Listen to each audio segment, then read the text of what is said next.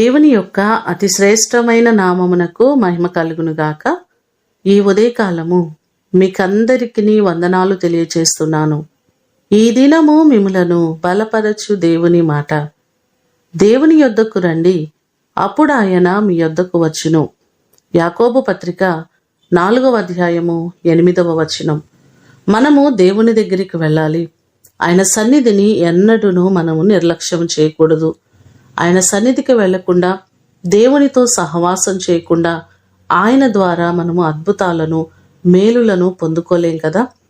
అన్నిటికీ మనకు సమయం ఉంటుంది, కానీ దేవునితో గడపడానికి, ఆయన మందిరానికి వెళ్ళడానికి మనకు సమయం ఉండటం లేదు. ఈ దినము మనకు లేఖనం సెలవిస్తుంది, మనము దేవుని దగ్గరకు వెళ్ళి ఆయనను ఆశ్రయించినట్లయితే ఆయన మన యొద్దకు వస్తారు. మన యొద్దకు వచ్చి మన కుటుంబాలను ఆయన దీవిస్తారు. ఈ మాటలు వింటున్న మిమ్మల్ందరినీ దేవుడు దీవించి ఆశీర్వదించునుగాక. ప్రార్థన చేసుకుందాం. మమ్మలను మిక్కిలిగా ప్రేమించిన మా ప్రియ పరలోకపు తండ్రి, మీ ప్రశస్తమైన పాదములకు వందనాలు, స్తోత్రాలు.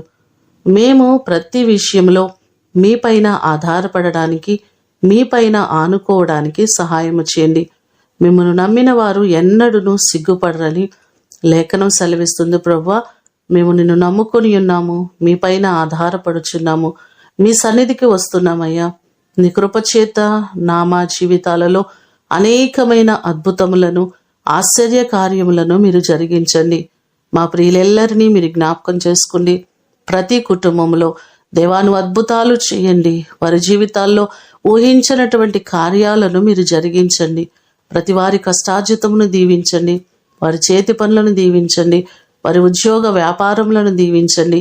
ప్రతి పనిలో మీ దీవెన, మీ సహాయము, ఆశీర్వాదము ప్రతి వారికి మెండుగా కలుగు చేయమని యేసు అతి శ్రేష్టమైన నామమున అడిగి వేడుకొని పొందియున్నాము తండ్రి.